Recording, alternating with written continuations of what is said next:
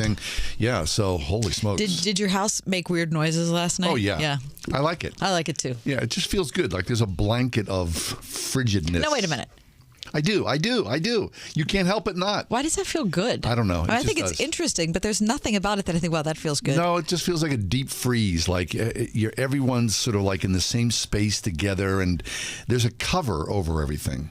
Right. The cover is ice. I like it. Okay. It doesn't feel good to you? No, it doesn't. Really? It's not even a little bit good to me. Interesting. Well, it feels good to me. Anyway, I was very cold last night. Were you? Just even in my house. Is your house I think, cold? Well, yeah, because we have a lot of empty right, space right. in the first floor right now. Yeah. But I think it's mental. Yeah, of course. I do. And I know it's cold outside. I know all of you who work with me are agreeing that it is Yes, mental. it is mental. There's It's no fine. doubt about that. That's 100%. fine. Yeah. I'm okay to be fully known. What time is it? It's time for me to tell you, John. Tell me what? Your weekend has begun. Ah, yes. It's 6 minutes past the 4 o'clock hour, and truly, all is right and well, at least in this corner of the world. Yes. Fabulous. Yay. Yes. Happy Friday. Happy Friday indeed. Kath, as we always do, you get underway. You give us an update on news stories for the day. So please, without further ado, give us the top 4 at 4. For Friday, John, it is Friday. Did you know that? I do. Happily. The 4th of February. 2022. Number 1. The president announced yesterday the counterterrorism mission conducted in Syria on Wednesday night was successful in killing Abu Ibrahim al-Hashimi al-Qurashi, the top leader of ISIS. According to today's dispatch, the U.S. Special Operations opted for a special forces raid rather than an airstrike to limit civilian casualties. But Biden claimed that al-Qurashi blew himself up, killing several members of his own family. Al-Qurashi, believed to be in his mid-40s, was a key figure in ISIS's 2014 genocide of the Yazidi people in Iraq and had overseen the militant group's terrorist operations around the world. Number 2. A day after Facebook reported that its streak of user growth had come to an end, its parent company's stock plunged more than 26% in a staggering loss that obliterated more than $230 billion in market value and triggered Wall Street's worst drop in close to a year. Wow. USA Today writes that it wasn't just Facebook colliding with what they're calling a brick wall in user growth. They said, like a horror movie killing off victims one by one, the hits kept coming when Meta, the company's now named Meta, reported earnings Wednesday. Facebook said Apple changes that made it harder for apps to track iPhone users like me and you would cost about $10 billion in advertising revenue this year. And CEO Mark Zuckerberg said Facebook was struggling to compete with TikTok. Perhaps most unsettling to some, though, was the revelation that Facebook, for years, leading the pack, had experienced its first ever decline in daily active users. And, by the way, John, this day in history, February 4th, Facebook founded by Mark Zuckerberg. What year? 1997. 04. Okay. Number 3. When it comes to overall Olympic success, it's the United States, John, and then everyone else. The United States and everyone else involved in the Olympics starting last evening. And today, NBC reports that the tally on the medals is that U.S. has won a total of 2,960 in all the years of competition. How many? 2,960. Okay. I mean, look how many people. I mean, it's not fair to look at the. It's a lot of people. It's a pretty big country.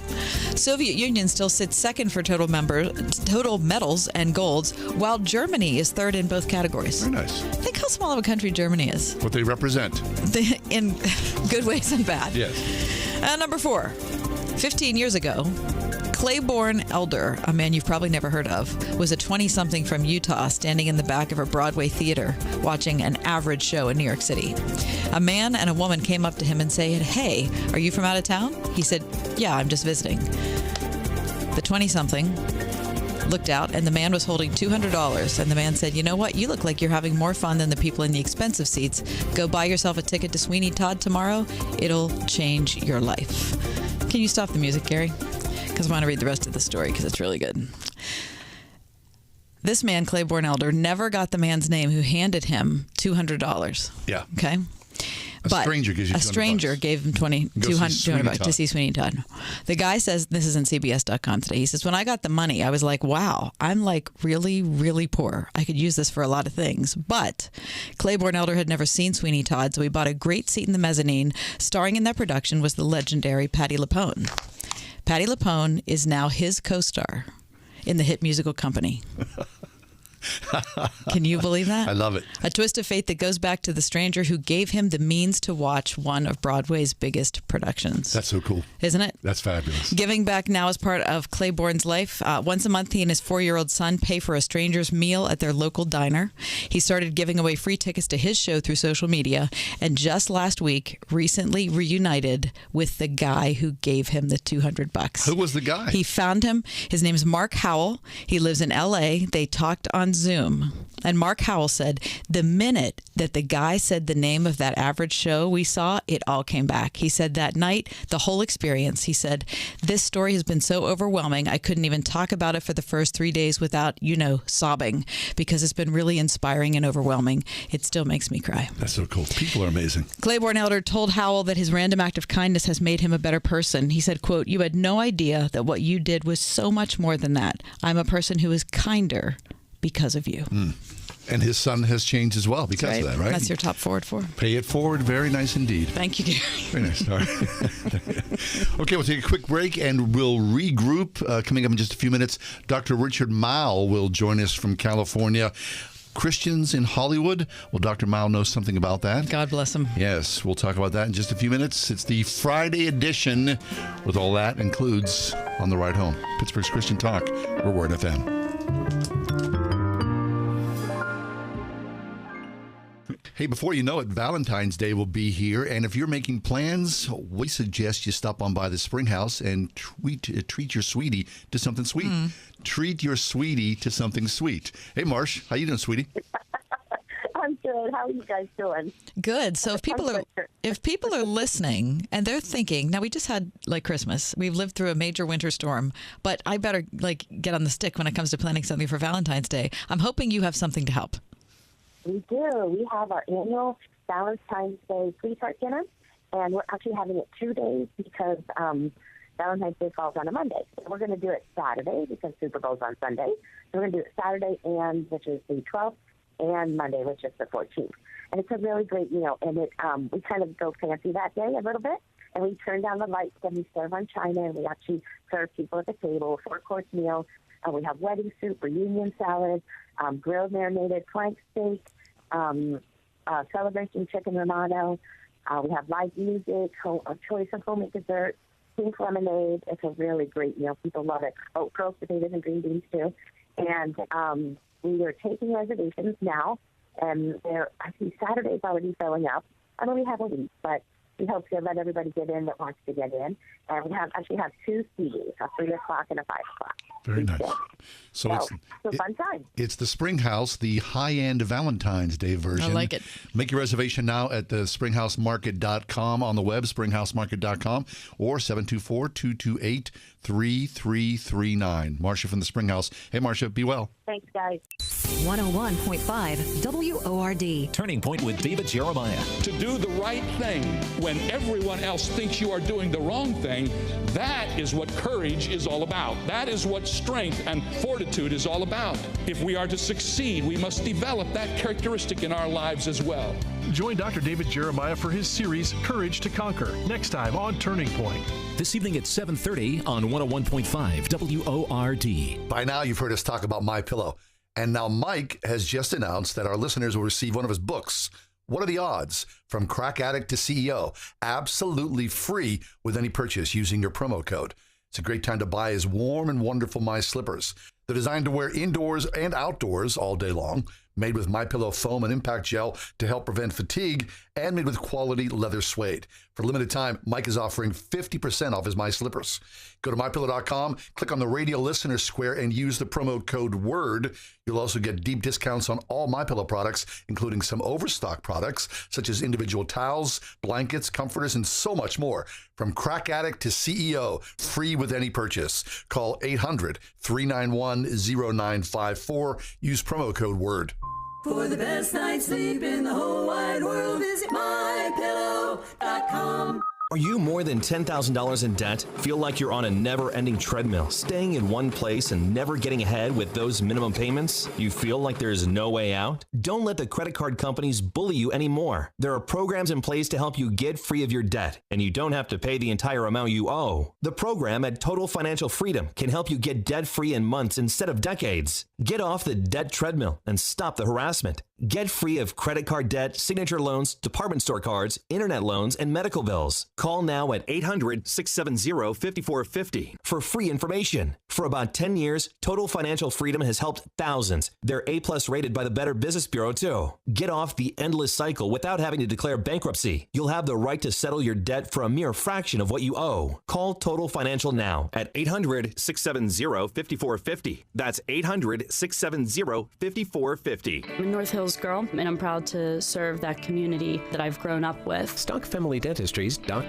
Megan Stock. Nobody in my family was a dentist. It was kind of this innate thing planted in my heart since about first grade. And so God leading me down this path, it's been incredible to not only see my passion come to life, but to be able to do it at home is incredible. Exceptional dentistry, compassionate care. Stock Family Dentistry, Perry Highway in Wexford. Visit stockfamilydentistry.com.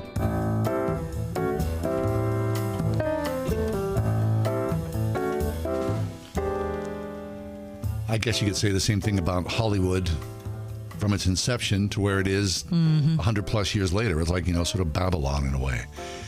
The weirdness of it all, right? And look, I mean, all of us are invested in this some way, and especially more so. Are you kidding me with all the streaming we're doing since COVID started? I mean, they talk about the golden age of Hollywood. I would say this is the golden age of television, for sure. There's so much production that's being done.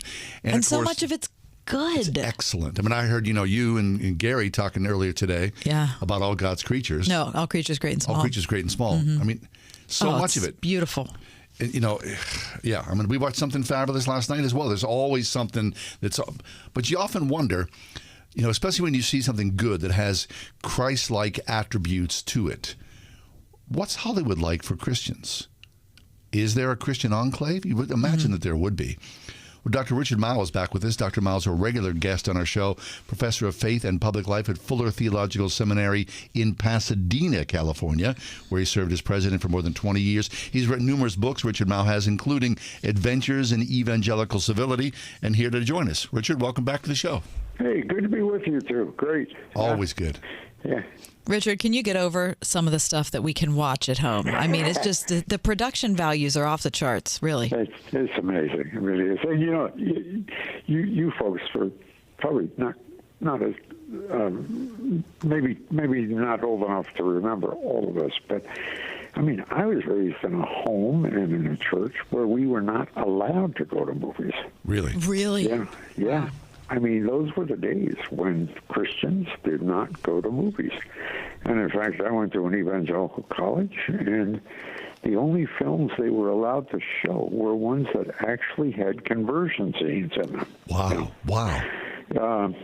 So we have come a long way in our evangelical community. Yes. I mean, in many ways, probably we've come a little too far because we watch stuff that sometimes we ought not to be watching. Oh, there's no doubt about it, right? There's a very thin line. And Richard, so talk to us about what was that like when you, as an adult or as a young adult, started to go to the movies and, you were seeing things. Did that freak you out? I mean, were you thrilled? Or, did you feel guilty? What was that like? Did your parents disown you? I get it. This is a public confession, but I was working at a Bible camp. I was on the staff. And I had a day off, and I sneaked into the local town, hitchhiked, and I just went into a theater just because I had never been in one. Wow.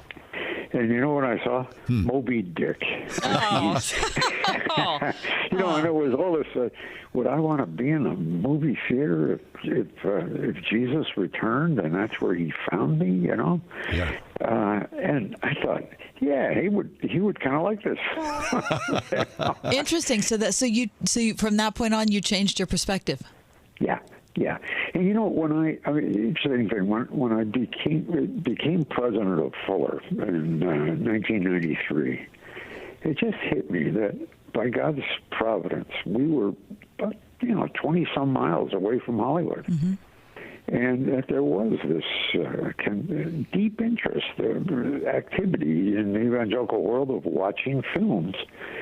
So I contacted a friend of mine, David McFadzean, who was the producer of Home Improvement, which was and he said, I've got some folks who would just love to meet with you. And so on Saturday mornings, we would meet for 3 hours. And it was David McFadzean. It was Ralph Winter. Ralph Winter was one of the early screenwriters for the Star Trek series. It was, and as a producer of films today, very successful.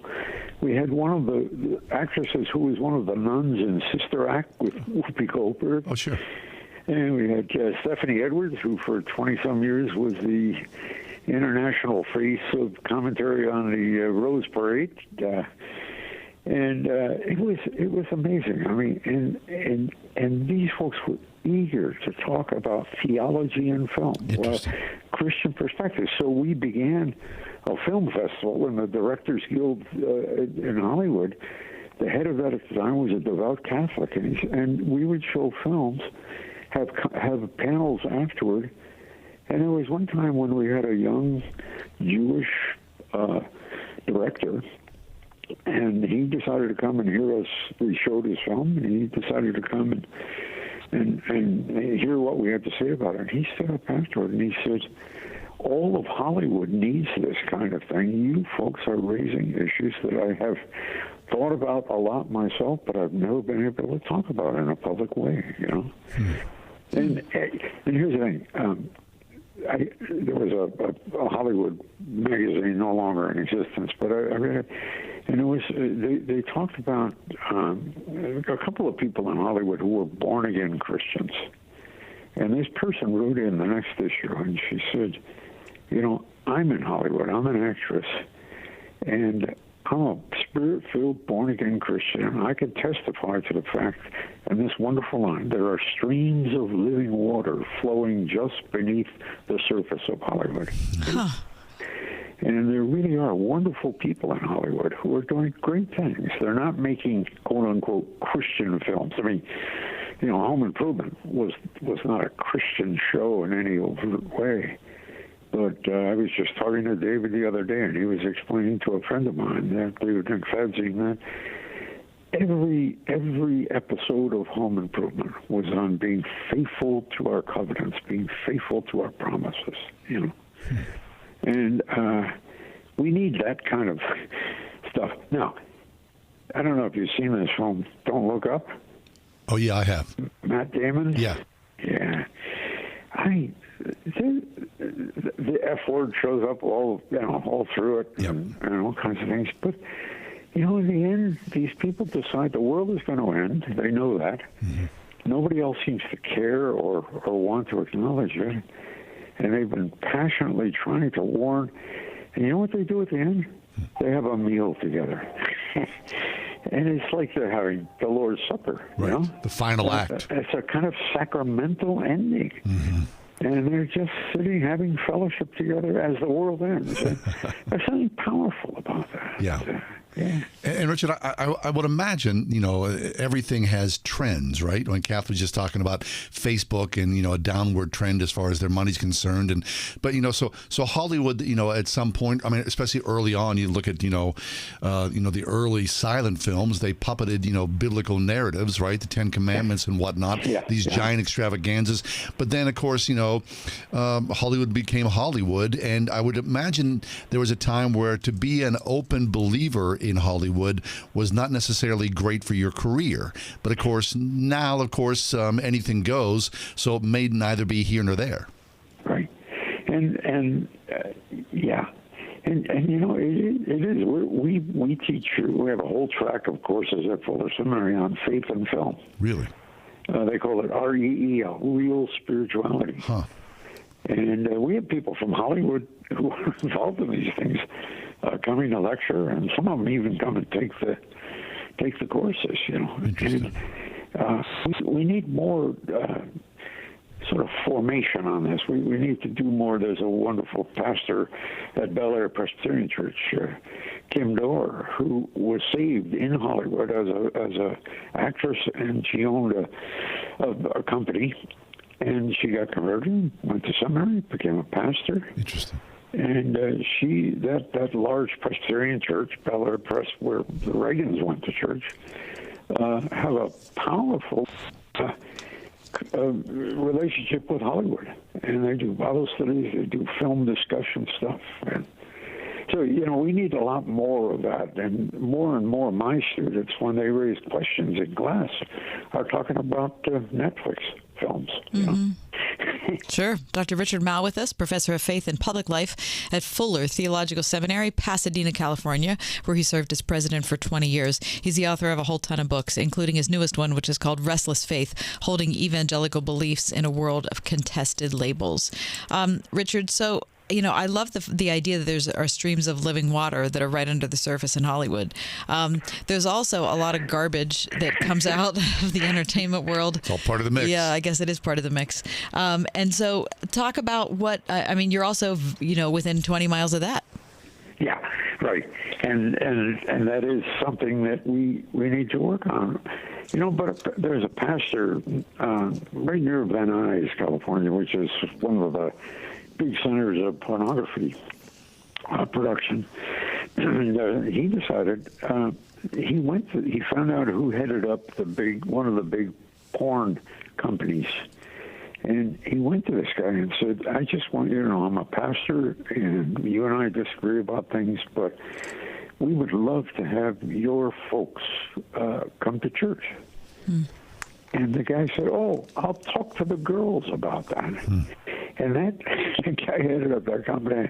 I'm not commending him for this, but he got a van, and 7 of the women in porn films on Sundays would come to the contemporary worship service. And there's something about that.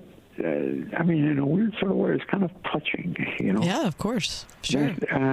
They're dealing with shame. They're dealing with guilt. There's no question about that. And who knows what the Holy Spirit is doing in the lives of people like that. So we need to condemn it, but at the same time, we need to be reaching out in ways as sinners who know what it's like to experience shame and guilt in our own lives. Yep. And there's a real mission field there. That's for sure. Yeah. And if those 7 girls showed up, then the 7 guys should have showed up as well. Isn't that the truth? Isn't that the truth? And Richard, Jesus said, I came for the sick. Right? Yeah. I didn't come for the healthy. So, if our churches are filled with a whole bunch of people who are, quote unquote good, then we're doing something wrong. That's for sure. Yeah. And no worries about that. We need to rejoice over good things that are happening, and we need to do a lot more praying for people who are seeking to work with integrity as Christians. And again, not just the actors and actresses. We're talking about the front office, the business offices, the people behind the cameras, the engine. Right. There's a lot of stuff there. It's a big industry. Yep, of which we're part of, and we use every day. We feed on this every day. Richard, hey, before you leave us, we've been talking to you throughout the pandemic. Here we are in wintry Pittsburgh, and there you are in Pasadena, California. What the heck? How are things in California? Are you moving around freely? Not quite yet. We're a little nervous, and we've talked to a lot of other people who are, a little nervous about going into restaurants. Okay. But we're willing to sit outside. But it's so cold here. It's 71 degrees. Oh, God bless you. Cry me a river. That's rough. Is there a sweater on? 71. Yeah. So anyway. And you lost the quarterback at Pittsburgh. Oh, we did. Boy, you're just touching on all the sensitive topics here, my friend. Thank you. How's the weather there today? Yeah, it's we had an ice storm overnight. Yeah, Richard. I think the high today is like 21 or something. Yeah. Oh, guys, you should stay home and watch Netflix. Yeah. It's gonna go home. It's gonna go down to 8 tonight. I got calluses in my hand from holding the snow shovel. That'll tell you where we are. Thank you, Richard. Love you, Richard. Blessings to all of you. And you as well. Good. Dr. Richard Mouw. Check out his latest book, Restless Faith, Holding Evangelical Beliefs in a World of Contested Labels, and go visit him in Pasadena. Oh, lovely Pasadena, Cal. What, you telling them? How about us? Yeah, exactly. We need to go visit. This or that? It's coming up next. If you're in the market for metal roofing, siding, and garage doors, Kaufman Metals in Bedford can meet your expectations with friendly professional service. Their equipment is right up to date with the newest technology and ready to produce your standard and customized metal panels and trims to your exact specifications for any project with the fastest turnaround in the industry. Plus, Kaufman Metals offers complete do-it-yourself building packages included with computer-generated drawings. Kaufman Metals also provides sales and service for CHI residential and commercial garage doors. They deliver any order, large or small, to any place with full-service rollback trucks and trailers with a Moffett forklift to set building packages conveniently close to your project. And just so you know, they offer contractors discounts as well. Visit KaufmanMetals.com or call 814-623-6044 or stop in at 6146 Lincoln Highway, Bedford, PA. If you want to make a difference in your life that impacts you for years to come, then it's time to stand with Israel by going there. Consider the thrilling excitement of joining nationally syndicated media host Dr. Sebastian Gorka and renowned author and filmmaker Dinesh D'Souza on the Stand with Israel tour November 30th through December 9th, 2022. Journey through the Holy Land with two of the most respected political commentators of today. Together with like-minded travelers, you'll see over 40 iconic sites during the 10-day tour. You can pray at the Western Wall in Old City, Jerusalem, float on the Dead Sea, and take a boat out into the middle of the Sea of Galilee. Visit StandWithIsraelTour.com to reserve your spot or call 855-565-5519. Visit StandWithIsraelTour.com or call 855-565-5519 to book today. Is something missing in your life? There might just be an empty space that only Jesus Christ can fill. Join us for what God is doing at First Presbyterian Church of Pittsburgh, 320 6th Avenue, downtown. By the way, getting here for Sunday worship at 10:45 isn't so hard. Parking is available at the Mellon Square Garage or the garages on Oliver Avenue behind the church. Come for worship, then stay and get to know downtown. God has blessed us to bless this great city.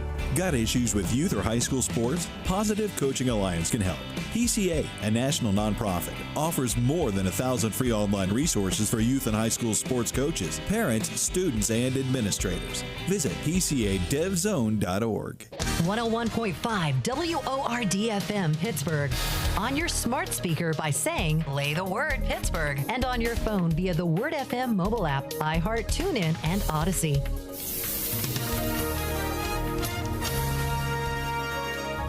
We'll see considerable cloudiness for tonight. A little snow with little to no accumulation. It'll be cold, though. Limited outdoor activity is recommended. We'll see a low of 11. Very cold tomorrow with clouds and breaks of sunshine. We'll reach a high tomorrow of 22. We'll wrap up the weekend Sunday under mostly sunny skies. We'll see a high Sunday of 38. With your AccuWeather forecast, I'm forecaster Drew Shannon. It's time now for This or That. It's our weekly dive into the ridiculousness. It's very simple. Got these subjects, this subject or that subject. We make a choice. Kath, you want to go first? Want me to go first? I don't know, John. Why don't you go first? I'll give to you first. I shall receive. All right. Mm-hmm. This is a somewhat, pretty much, ice edition of This or That. Oh, so it's, okay, cold things you're saying? Is that what I'm supposed to be looking forward to? Okay. Iceland, Greenland. Well, didn't we try to buy Greenland? I'm going to say Iceland. Okay. Simply because Greenland, I think, is even more north. I think you're right. A frozen Coke. Frozen, the movie. Listen, a frozen Coke 100 times out of 100. You don't like Frozen, the movie? I am so over the music. The rapper Ice Cube. Yeah. The rapper Ice-T. Yeah. I'm going to say Ice-T. Okay. Joe Rogan? Yeah. Neil Young. Bring it. Oh, boy. I like Joe Rogan. I'm going to pick Joe Rogan. Ice skating at PPG Place. Ice skating at Shenley Park. I am a terrible ice skater. What's your background? I'm going to go PPG. All right. ICE, the Institute of Culinary Education. Okay. Or ICE, Immigration and Customs Enforcement. Oh, I choose the culinary organization. All John. right. Peggy Fleming, 68 Grenoble, France. Dorothy Hamill, 76, Innsbruck, Austria. Yeah, I mean, I have to go Dorothy because I was very little then, and I thought she was like, Cinderella. Oh, my gosh. Of course she was. I got the haircut. Did you? I did. Icebreaker questions. Ice fishing. Now that's easy. I think I'm going to go with the questions because you're not going to find me ice fishing. All right. Black ice. Miracle on ice. I'll choose the Miracle on Ice. All right. Do you believe in miracles? The song Cold as Ice by Foreigner. Which is a great song. The play The Iceman Cometh by Eugene O'Neill. Definitely Foreigner, John. All right. That's my ice edition. Foreigner. I don't know. I mean, I'm a big fan of Eugene O'Neill. I know you are. Okay, well, I'm happy to tell you that I also have the deep freeze edition of This or That. I did not know. You know why? It's freezing. Of course it is. Number one. All right. Sit by the fire and read a novel, John? Yeah. Or go outside and sled ride? That's an age question, basically, I think. Right? This or that. 20 years ago, I'd have said, let's go outside and do some sled riding, guys. Now, curl up by the fire. Bring it on. Number two. Downhill on a black diamond ski run or cross-country ski for 5 miles. I don't want to die. I may die of a heart attack cross-country skiing, but at least I won't die crushing into something at 50 miles an hour. Pretty good reasoning. Number three. Overnight in an igloo or overnight at an ice fishing camp. Oh, well, I think an ice fishing camp would have a bit of revelry about it. I'm going there. Yeah. So you like the lighthearted attitude? It'd be kind of fun, sure. Yeah. Number four. There's a last-minute mix-up, and you, John Hall, have to do a national play-by-play. Oh. Do you have a better chance not sounding like an idiot calling a National Hockey League game or a horse race? Well, a horse race is much quicker, so the idiocy range is simpler. I'm going with the horse race. Number five. Be one of two men on a team on the bobsled track or ride along with a sled dog team. Yeah, I would like to try bobsled. I kind of would too. That'd be cool. Yeah, I think that's a good choice. And how bad can it be? I mean, well, it could be pretty bad. You've seen the things flip over, yeah, right? Yeah, you have, right, yeah. Number six. Chili with cornbread to warm you up or a chicken noodle casserole? Give me the chili. Chili and cornbread. That sounds fabulous. I had it last night. Oh, that sounds good. Number seven. You're gifted a weekend at a major ski resort. Do you spend a few hours each day skiing or do you stay in the lodge with your feet up the whole time? Oh, I'm staying in the lodge. Snow bunny times 10. All right, then that's good. That's good. Number eight. Yeah. A long car trip in the winter with a broken heater or a long car trip in the summer with no AC? I think you can generate some heat in the car somehow. The AC, you need that AC. I had a car without AC, and I was like, it's the worst ever. Horrible, the worst. Yeah, so give me the no heat in the car. I think it's a good choice. That's a good one. Yeah. But I have done both things. Yeah, so I've had a car that the door wouldn't close in the winter. Trying to hold on to the door while you're driving down the road. Think that's cold? Number nine. Oh. Something inexplicable and terribly unfortunate has happened, and you must compete in the Winter Olympics next week. Okay. Would you and your partner score higher in ice dancing, John? No. Or in two-man luge? Give me the luge. Would you? I can just lay down and go fast. Yeah. And don't die. Ice dancing, forget that. I would pay cash on the table to see that. Number 10. All right. It's the last one, John. Okay. In the deep freeze edition of This or That. You ready? Having to choose the next Steeler quarterback in April's NFL draft or being the head of the newly formed Pittsburgh Bridge Inspection Team. I'm going to choose the quarterback. I mean, you got experts around you. How hard can that be? Kenny Pickett, bring it on.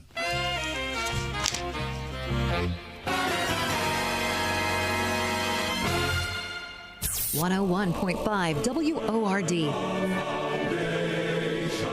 If you're studying the Bible, you likely want to be a man or woman after God's heart. Am I right?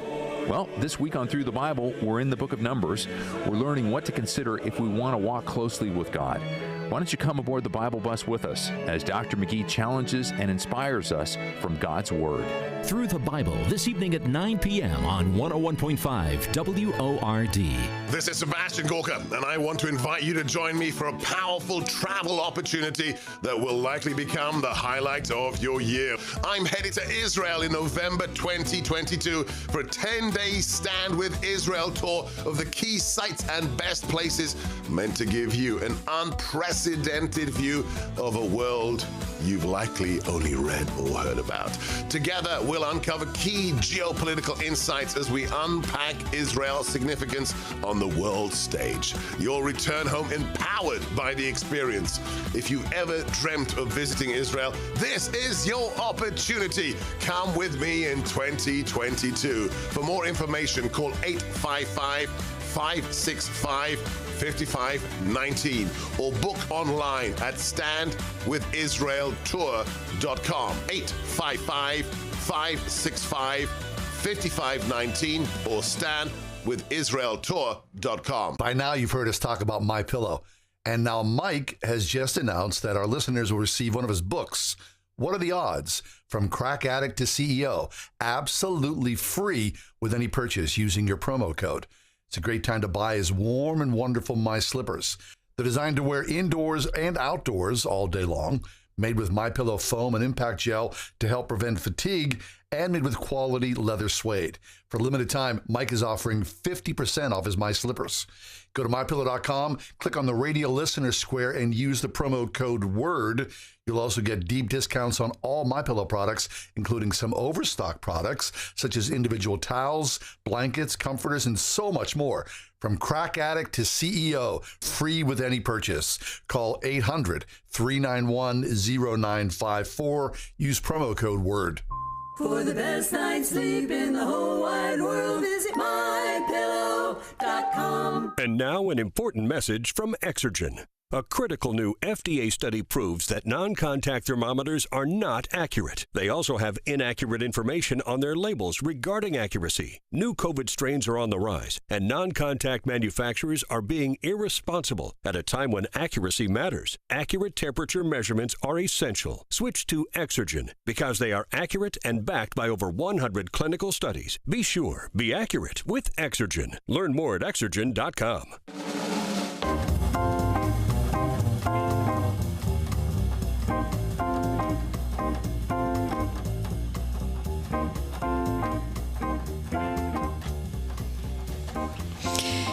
So I remember being a little kid, second grade Sunday school class at Memorial Park Presbyterian Church. And Ethel Coulter was my teacher, Mrs. Coulter. Absolutely wonderful woman. But I remember that we got into this conversation in the second grade, so we're pretty little, about whether you should do things that are good and kind, you know, for others, for God, for your family, whoever it is, because just kind of out of the goodness of your heart, or because you think that when you see the Lord in heaven, you'll be rewarded for it. And it was like an either or type of thing. But doesn't one come more naturally? Right? Well, looking for the reward, or just to be you're kind for the sake of it's just in you. It's part of you. It's who you are. Well, what's funny is the fact that I remember this so clearly. I have no idea where we landed. You know, I don't know what. Well, you're second grade. Yeah, I don't know what the quote unquote right answer was. I'm not even sure if we decided what it was. But I just remember it's the first time I'd ever thought about the fact that there could be two motivations, and isn't like looking for a reward something you're not supposed to do. There's an intentionality to it. Well, no, I'm not. I don't know if that's true. Oh, I don't know either. The believer's reward, I believe, is what it's called. Pastor Bill Glaze is back with us again. Bill's a regular guest on our show. He's he's an interesting guy. We're going to talk about this right now. Bill joins us from Bethany Baptist Church in the Homewood neighborhood here in the city. Pastor, welcome back. How you doing? Hey, I'm blessed and staying warm. So I'm doing good today. Good. That's what I want to hear. All right. So what do you think about this Sunday school conversation, Bill? Yeah, that's a very interesting conversation. because when we talk about rewards, the Bible says that, we shall all stand in the seat of Christ, talking about Christians, and that we're going to receive a reward based on what we did here on this earth. So what we do here now, actually matters in eternity. But specifically to answer your question, I believe that, we should serve because we love God. I mean, to me, that's first and foremost. I like the song that says, oh, how I love Jesus. Oh, how I love Jesus. And it says, I love him because he first loved me. And so God first loved us, and he gave his son for us. And that should be our motivation for service. But we cannot deny the fact that over and over and over again in the Bible, it says that we will be rewarded for our service. So, I would say, Kathy, the answer to your Sunday school question actually is both. The fact that, we should serve out of a heart of love for God. That should be our primary motivation. But, you can't deny the fact, the Bible says that we're going to get rewards. So, no, I don't want a reward. I just want to serve God because, I love him. No, well, the Bible says that you're going to receive rewards for serving God. That's good. Yeah. Okay. So, Bill, like last week, right, when the bridge fell, right, over Frick Park, that Fern Hollow Bridge collapsed, people responded immediately, right? And people didn't have like a theological debate with themselves. Hey, I love Jesus. Right. So they just sprung into action because they're good people and they're trying to do the right thing. Right. And it came naturally out of their heart. And I believe that, a person that has Christ in their heart, that they are motivated by the Holy Spirit, that, they react to situations out of that. If they see somebody that has a need, they react out of that. So, yeah, definitely, there should be that relationship with God that is the foundation to everything that we do. But again, when we search the scriptures, it definitely says that God will reward what we do. Now, the thing that we need to, be careful of is that what is our motive, for doing it? I think that, like you said, initially the response to, the bridge collapsing, people just went into action, because it flowed out of their heart. But, again, you can go back and ask the question, well, what was some people's motive for doing it? Did some people do it because they wanted to help the people that were in need? Or were some people, doing it because they wanted to get on TV, or because, they wanted to, get some kind of special recognition. So, even when we look at these rewards that we receive, God is not necessarily going to, I don't think he's first and foremost going to judge us by what we did on the outside. He's going to look at the motive of our heart. And, in 1 Corinthians 4:5, it says that God knows the motives of men's heart. So, when you think about this, that when you sing in the church choir, if you are wanting to show off your gifts, what kind of reward will you get for that opposed to, I'm singing to glorify God?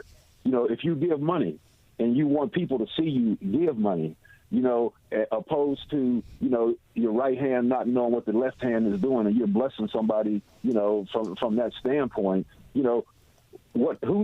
how is that going to be rewarded, when you've given, so people can see you, or even if you evangelize, if you go out in the street and evangelize and say, well, look what I'm doing, I'm out here spreading the gospel, opposed to having a passion for lost souls.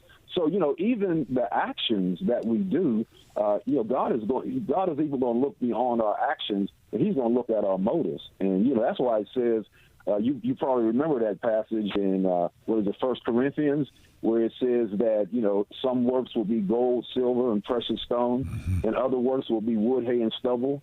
And the ones that are gold, silver, and precious stones, the people that did things with the right motives, that will be the gold, silver, and precious stone. The people that did the things with the wrong motive, that will be the wood, hay, and stubble. And, I'm not sure how God has this. Again, I don't know if he has a big fire in heaven or, we take this symbolically. But, the scripture says that, our works will pass through the fire. And if they last, if they're made of gold, silver, and precious stone, they'll make it through and we'll receive a reward.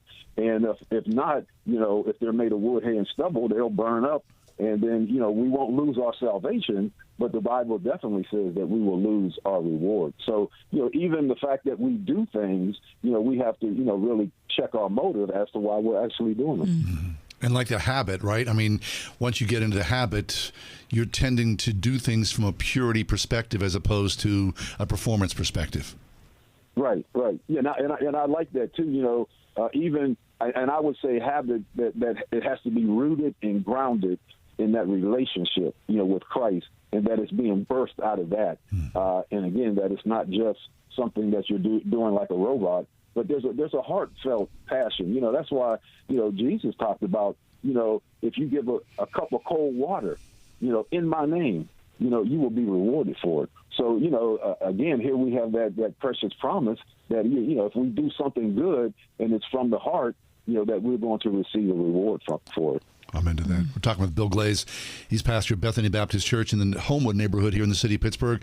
Hey, Bill, how are things in Homewood? You out shoveling today? What's the ice situation? I mean, there you are in the city, right? I mean, every time it snows, it feels as though the city kind of like just goes by people. How are things? Yeah, well, you know what? I've been working from home the last couple of days. And as a matter of fact, when we had the uptick in the pandemic or the virus, we actually at the beginning of the year, we went to virtual services again. Okay. So we're looking to get back going the second week in February.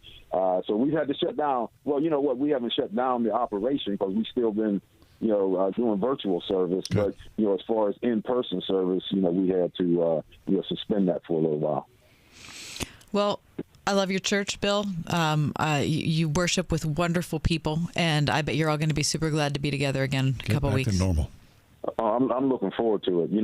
I think that this, for me, this is going to be the last time that, Lord willing, the last time that we'll shut down, because it's just, I miss the fellowship and the gathering and the spirit. So it definitely is a different scenario whenever we're not there in person.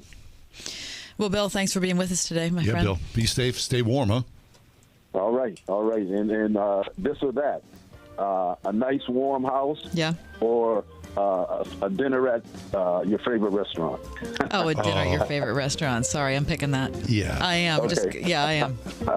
Thanks, Bill. Someone's paying, right?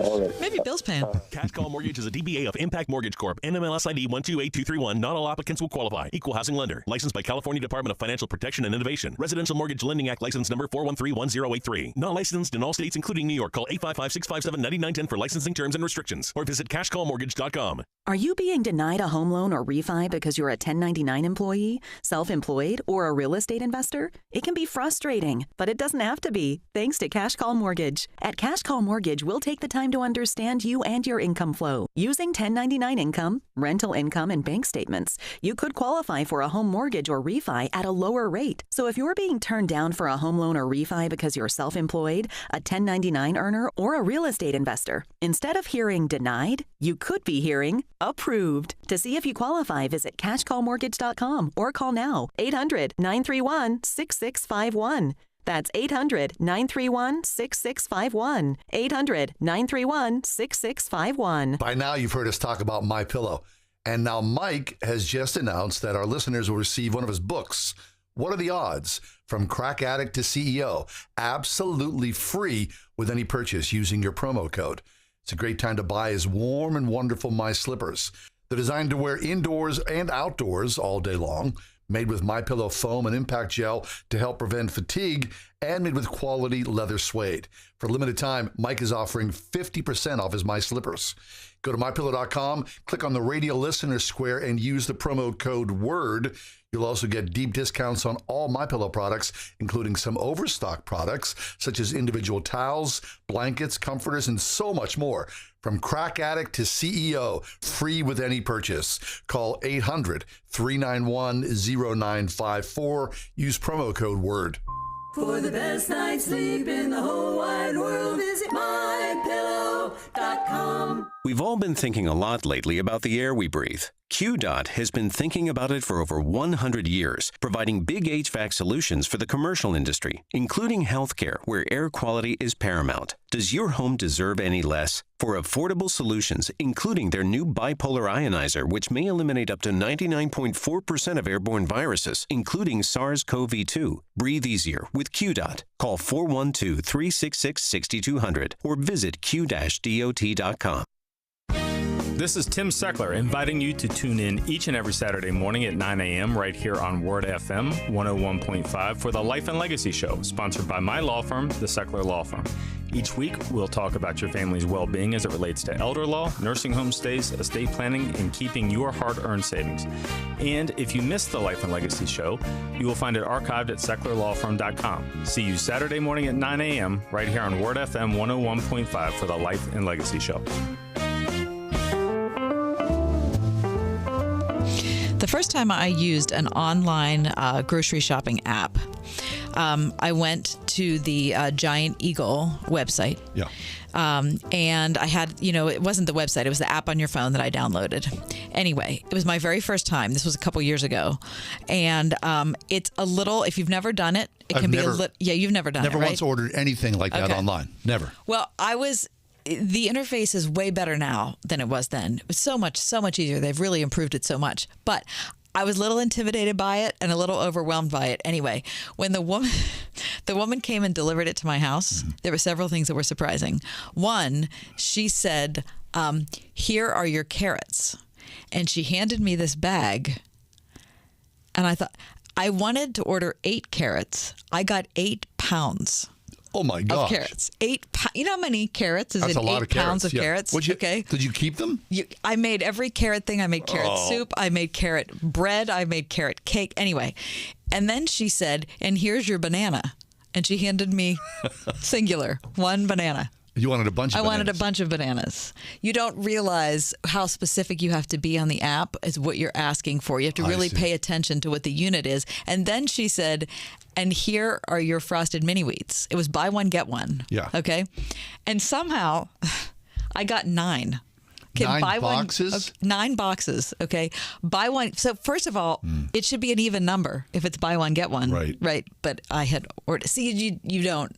No, this is all in one order. Okay, so this was several years ago. This was probably 3 years ago. So now, pandemic. I just did it a couple weeks ago. Things have gotten better? So much easier. So much better. The interface is so much better, and I know what I'm doing. Right. Okay. And so I'm there's a very learning careful curve. with the each or the pound. Okay. I mean, because I'm reading an article in today's Wall Street Journal, Raspberries for Cauliflower, the bizarre world of online grocery store substitutions. Right. Now, this happens a lot. If you're looking for a particular thing, someone who is shopping, quote unquote, for shopping for you in the store, they will text you and they'll say, hey, there's no organic cauliflower. Could we substitute regular cauliflower or maybe cauliflower flores in a bag? Yeah, sure. That'd be fine. Okay. So in this article, though, they're telling a story about a couple late at night. They wanted late at night, you know how that is. They wanted strawberry shortcake ice cream. So they didn't do a Giant Eagle app, but they went. And they were too late. They did Instacart? They did Instacart. I've never done that. So instead, whenever their order arrived, they received sausage, egg, and cheese breakfast rolls. That's not going to fulfill the first craving, I don't think. They wanted ice cream, and they got breakfast rolls. I was craving this one specific ice cream. I guess Walmart and Instacart had other plans. Right. Okay, so what kind of surcharge is on top of the delivery? So you don't pay any surcharge for Giant Eagle? No. Nothing? No. Really? That's surprising. I would think there'd be is there a delivery fee? You tip your delivery person if they bring it to your house. But no fee. But here's the thing: there's no tip if they bring it out to your car, and I think there should be. Because there's one person specifically shopping for your order, right? Right. When my whole family was exposed to COVID at Christmas, we had to go into quarantine, all 4 of us, because none of us knew whether we had it or not, and it took so long for us to get a test, and there were no rapid tests. You people listening know this story because you've lived it yourself. Anyway, so when we put in an order, there was a ton of stuff on it. right? And then I had to add stuff to it. Anyway, the long and the short of it was a very complicated order. And I actually called the next day, asked for the person who shopped my order to thank them personally. Oh, fabulous. And she was like, what? Nobody ever does that, but I really appreciate that because that really was a hard order. That's hard work. It is hard work. And I don't feel like they get enough credit for that. Well, thank you for bringing that up. We'll take a quick break for news. When we come back, the world's first atheist country, which I did not know was such a thing. I didn't know that was a thing. And the rise of Christianity within that. It's next, the 5 o'clock hour, Friday edition of The Ride Home on Pittsburgh's Christian Talk, Word FM.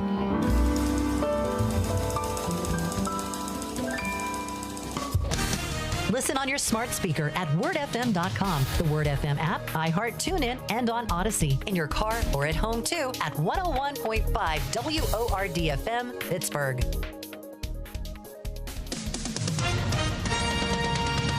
With SRN News, I'm Bob Agnew in Washington. President Biden is cheering the latest jobs report. Our country is taking everything that COVID has to throw at us, and we've come back stronger. I'm pleased to report this morning, but many of you already know, that America's job machine is going stronger than ever. And Bernie Bennett has a closer look at the numbers, rising despite the ongoing COVID-19 pandemic. U.S. job growth blew past expectations in January, brushing off a record-breaking surge in COVID-19 cases nationwide that loomed over the economy as it threatened to sideline millions of workers. The Labor Department said in its monthly payroll report that payrolls in January rose by 467,000, easily topping the 150,000 jobs gain forecast. The unemployment rate, which is calculated based on a separate survey, ticked up slightly to 4%. That's Bernie Bennett reporting on Wall Street. The Dow up 80 points. This is SRN News. My son is in the second grade at our local public school, and yet somehow he gets to attend a Bible class during his school day because of LifeWise Academy. We're seeing public school students from urban, rural, and suburban communities who have never heard the basic stories of how Jesus came to rescue us. Hey Word FM listeners, I'm Joel Penton, founder of LifeWise Academy, and we bring Bible education to public school students during the school day. Believe it or not, in 1952, the Supreme Court ruled that students can actually be released from public school during school hours to receive religious instruction. However, almost no one knows it's possible. LifeWise Academy provides the structure and tools for local communities to put to work. This program is taking off nationwide, and our kids' futures are being changed. Would you consider leading the charge to start a LifeWise in your neighborhood school? The first step is to voice your support at lifewiseacademy.org. Why doing it right? Roofing, siding, remodeling? It's simple. It's in their name. Doing it right uses only top quality materials and employs only experienced installation and management people to install and oversee your project. Family owned and operated for 38 years, and with over 45 years of industry experience, you can be confident that your project will be installed the correct way. Doing it right does business honestly, taking no money down and collecting balance upon completion. You'll receive a lifetime labor warranty from Doing It Right. Doing It Right does all work to manufacturers, National Roofing Contractors Association, and Vinyl Siding Institute guidelines and specifications for a complete and headache-free installation. Doing It Right is an Owens Corning Platinum contractor and James Hardy preferred contractor. Most importantly, they're affordable, offering great financing options and accepting all major credit cards. Be sure to mention John and Kathy for a discount off your roofing, siding, and remodeling estimates. Call 724-NEW-ROOF or find them at roofingcontractorpittsburgh.com. Want it done right, call Doing It Right. The new Michelin silicone plates last through everything. On a world record-breaking drive from Alaska to South America in unpredictable conditions. Thunderstorms, ice storms, they just don't quit. Rainier Zeidlo chose Michelin Endurance XT silicone wiper blades with advanced Quad-Tech 4-layer coated silicone that repels water, snow, and ice and lasts 2 times longer than other blades. It's coming down in sheets. Real world proven. Extreme weather wiping performance. Upgrade to Michelin Endurance XT silicone wiper blades today. Only at Walmart. As a veteran media sales professional, a 6-figure income is within your reach. I'm Andrew Pawlowski, General Sales Manager of Word FM. Here at Salem Media Pittsburgh, we offer highly experienced sales and marketing professionals like you all the support and tools necessary to reach your earning potential through custom on-air campaigns, unique events, and over 50 social media and digital products. To learn more about our open position, please email me at andrew@salempittsburgh.com. Salem Media is an equal opportunity employer.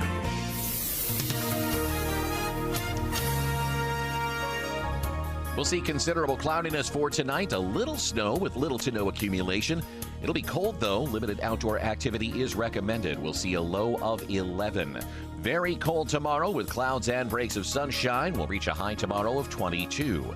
We'll wrap up the weekend Sunday under mostly sunny skies. We'll see a high Sunday of 38. With your AccuWeather forecast, I'm forecaster Drew Shannon.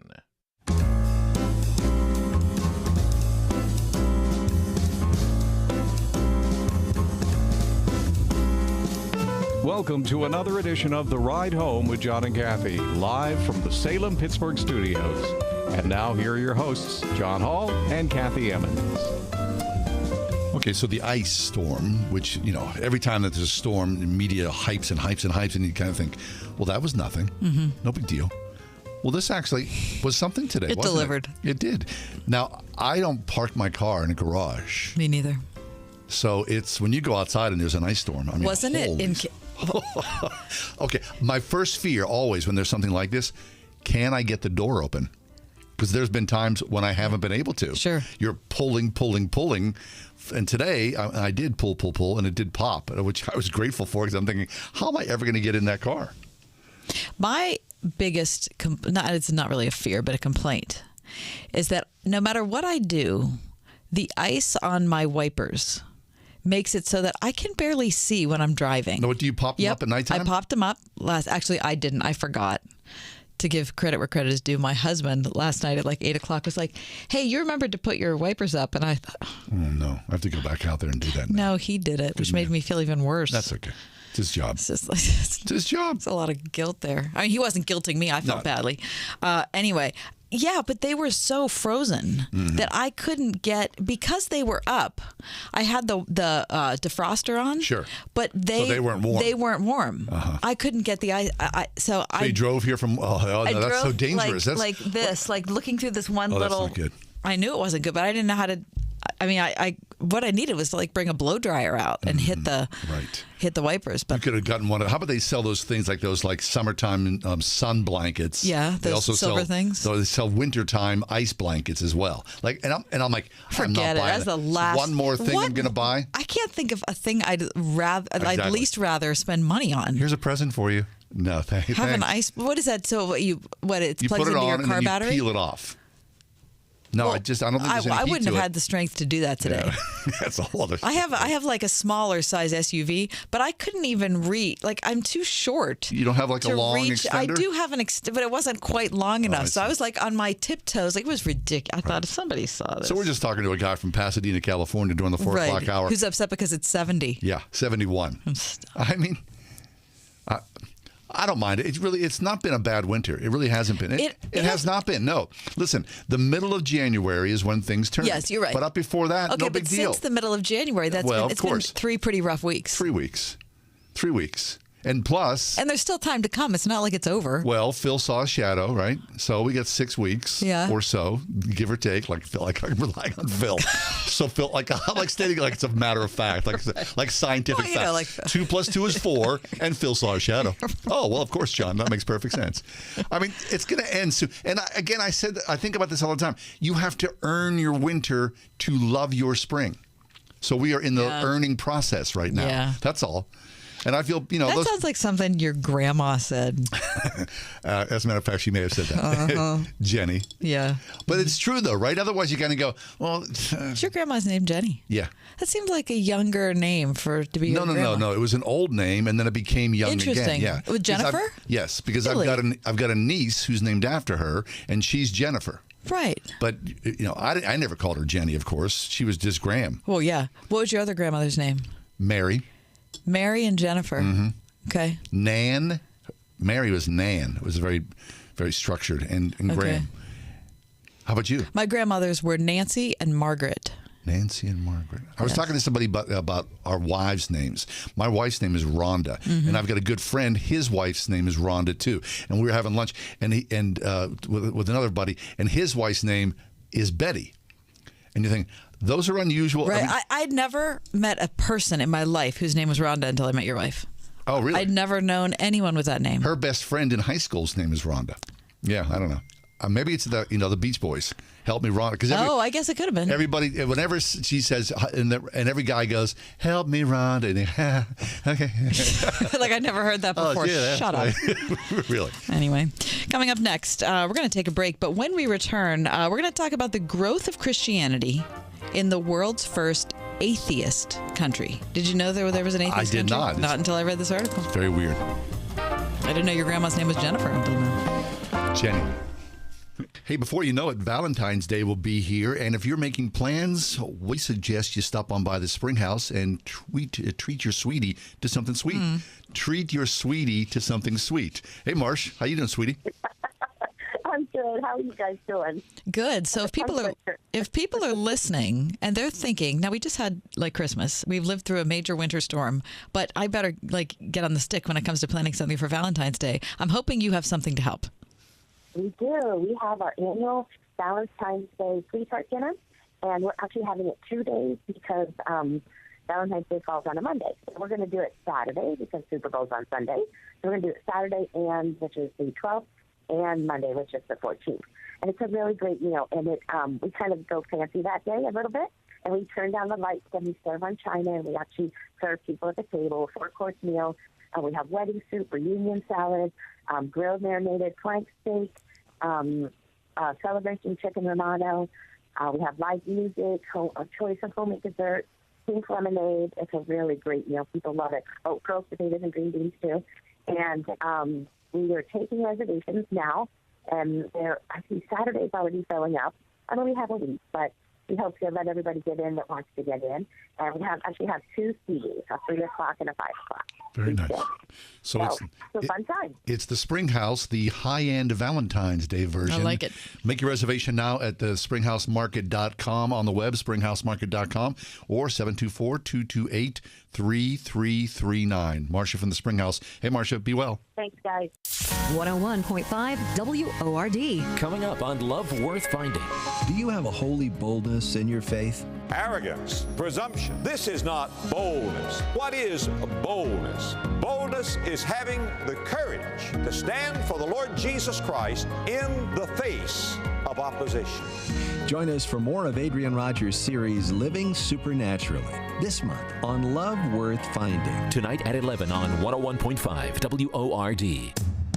Windows are us. You tried the rest, now try the best. When it's time to replace your roof, siding, gutters, and downspouts, entry doors, and of course windows, you can count on Windows R Us, the area's premier exterior replacement company. This is John Steigerwald. With over 50 years experience in the home remodeling industry, Windows R Us offers repair and replacement for all your exterior home projects. Why pay double with some other companies? Windows R Us will always give you the best price on the best in-class products, backed by the best warranties in the industry, all with zero sales pressure. And speaking of zero, right now get zero interest financing for 12 months and no processing fee through Dollar Bank. With prices set to increase on all exterior products, lock in your quote today. Schedule a free estimate at windowsruspittsburgh.com. Find them at the Pittsburgh Home Show going on now and the Pittsburgh Remodeling Expo at Heinz Field beginning February 11th. Windows are us. You've tried the rest, now try the best. As a veteran media sales professional, a 6-figure income is within your reach. I'm Andrew Pulaski, General Sales Manager of Word FM. Here at Salem Media Pittsburgh, we offer highly experienced sales and marketing professionals like you all the support and tools necessary to reach your earning potential through custom on-air campaigns, unique events, and over 50 social media and digital products. To learn more about our open position, please email me at andrew@salempittsburgh.com. Salem Media is an equal opportunity employer.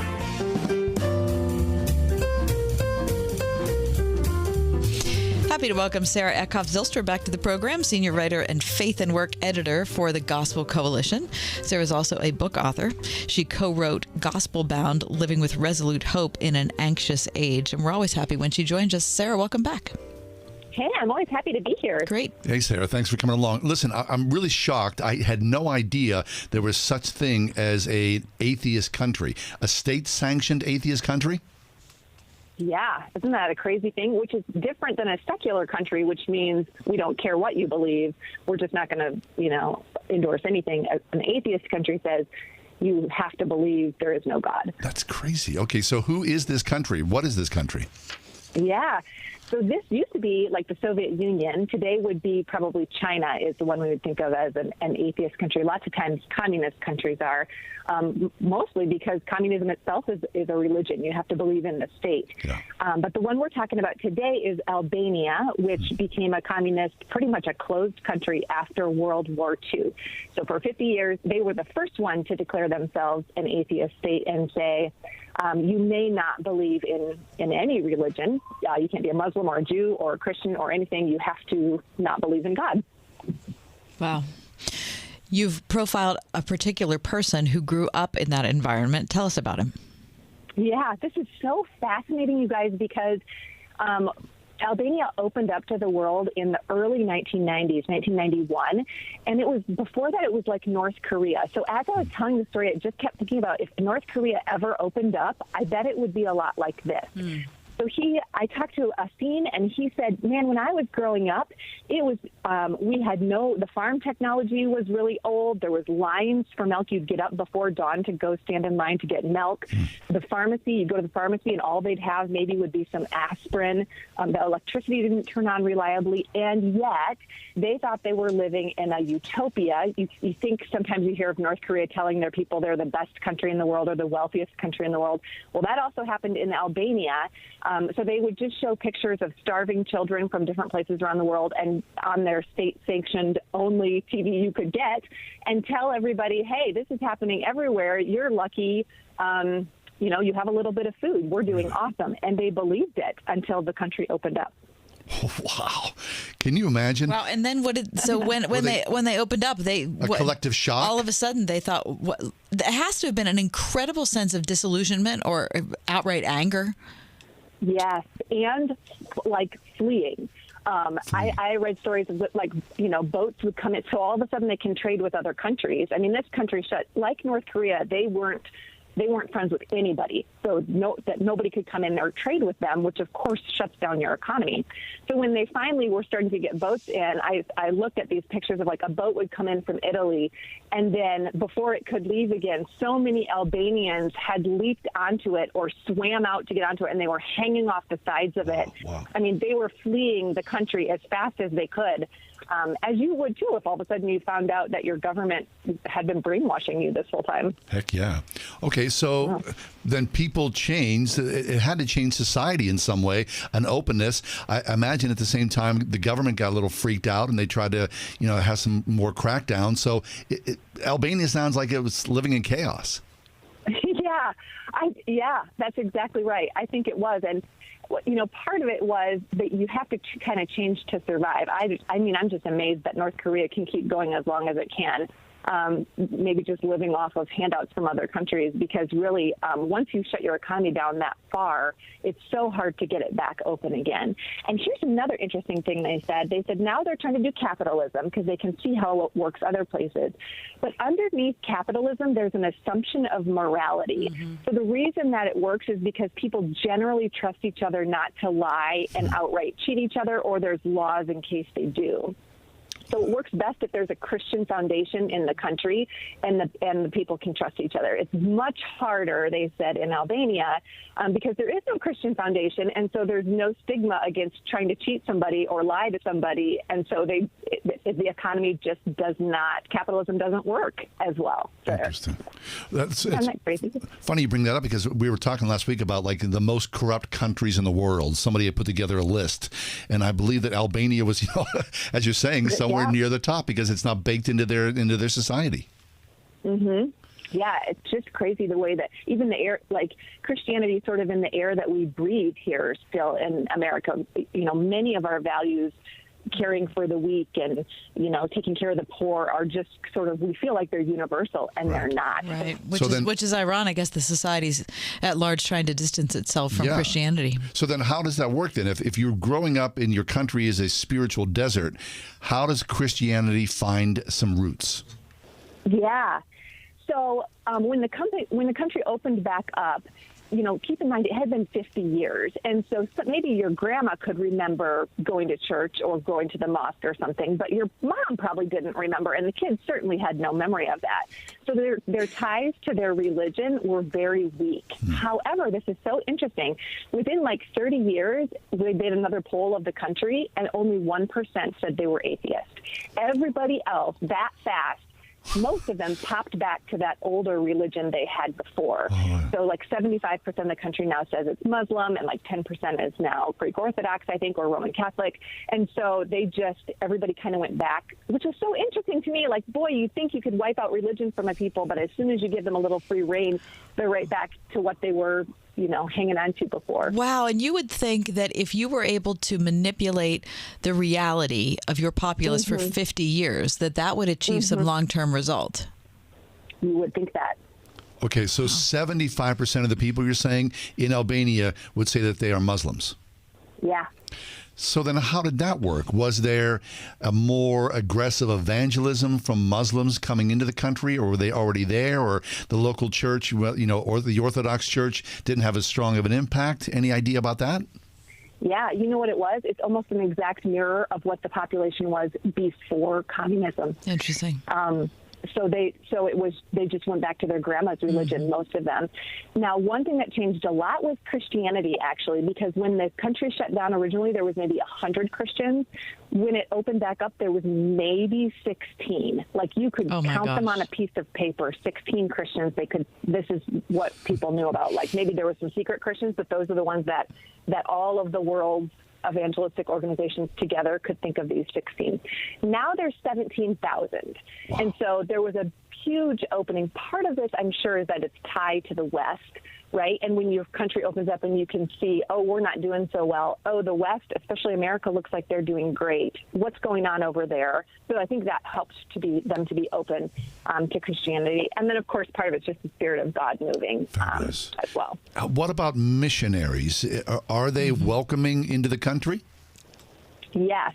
So I would say now, now we're past that far enough where most of the mission work there is done by Albanians. Okay. So at first it was missionaries from other countries coming in, and now it's there's a pretty strong Christian community and network of churches there, and so they're doing their own evangelism and reaching out to other countries around them too. So what do you know, Sarah, about, I guess I would say, general curiosity about Jesus? I can imagine that during this 50 years of no communication with outside countries, that would be one question. But I guess I want to ask now also a question now that things are opened up. What about him? How is that question asked and answered in Albania now? Yeah, that's such a good question. Well, people didn't stop trying to get the Bible in just because the country was closed. And they have some remarkable stories of, there was some GIs after World War II who flew over the country and put little parachutes on individual Bibles and just dropped them all down over the country. And we know at least one landed, because there's a gentleman we know of now who emerged later and connected with the church and said that he had found a Gospel of Mark, that had been parachuted in. There's another story of their Operation Mobilization, parked their boat. They got a big ship. They parked it in international waters, and they would drop a Bible into a Ziploc. It's like a gallon Ziploc, put air in it, blow it up, and zip it shut, and drop it in when the tide was right, and hope that those would make their way onto shore. Yeah, and a couple people found them. What? And so the Spirit of God was still moving, even though you can shut it down, but you can't really shut down God. Oh, that's fascinating. Isn't that fascinating? It is. People are so ingenious, and something like that is like such a hack, simple idea to make it work. Yeah. Right, and I would never do that, Sarah, because I'd be like, well, that's stupid. That's not going to work. But you need someone with vision who says, well, how do you know it's not going to work? You might think it's not going to work. Well, I think it is going to work, so we're going to put him in the water. Yeah, and all it takes is one. Okay, so Sarah, as you're telling this story, years ago, I was fortunate to be in Ukraine, and a pastor said, well, the way that I came to Christ is that I was evangelized by my daughter. So as the curtain lifted, young people came to Christ, and there was sort of like backwards evangelism. It went backward into the, the generation and Previous not forward. generation. Yeah.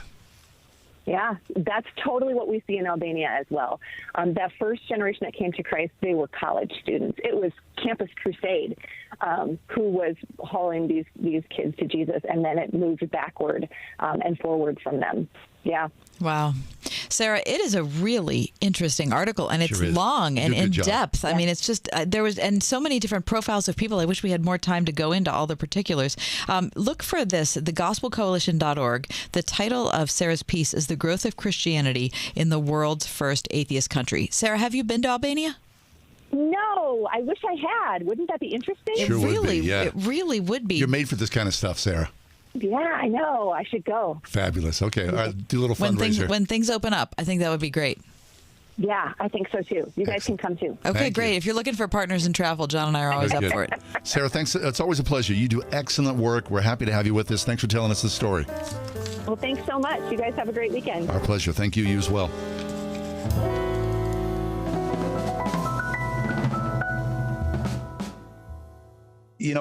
Your mom always used to say, listen, be careful about the company you keep, right? Because who you hang out with really defines in many ways who you are.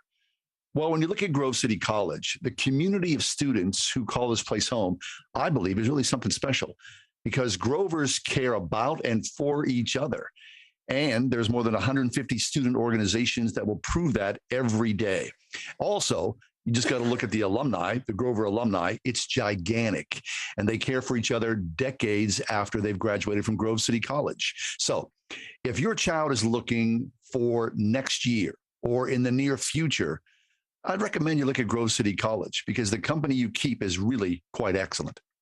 What about the company you keep, John, as far as the people who are teaching you or the people who are advising you or the people that are kind of helping you figure out yourself over 4 years? That's, I think, probably just as important as your peers, right?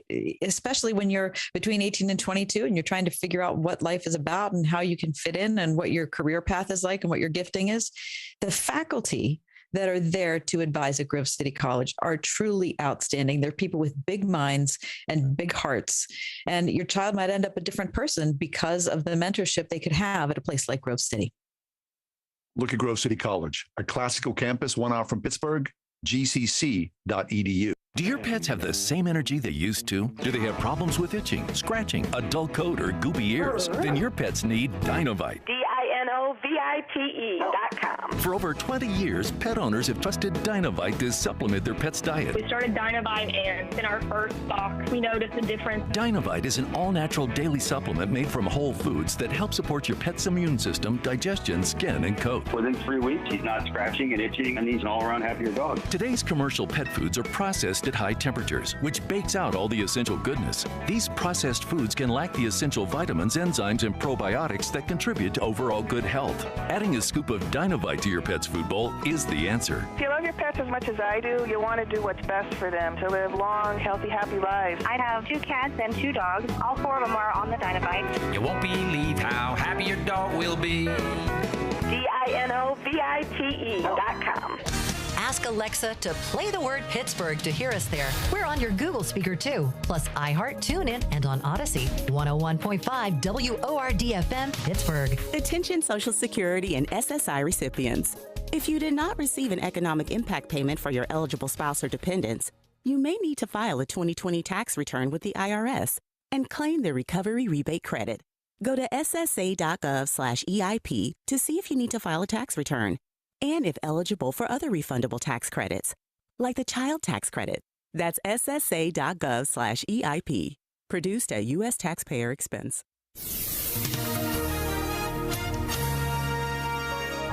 We'll see considerable cloudiness for tonight. A little snow with little to no accumulation. It'll be cold, though. Limited outdoor activity is recommended. We'll see a low of 11. Very cold tomorrow with clouds and breaks of sunshine. We'll reach a high tomorrow of 22. We'll wrap up the weekend Sunday under mostly sunny skies. We'll see a high Sunday of 38. With your AccuWeather forecast, I'm forecaster Drew Shannon.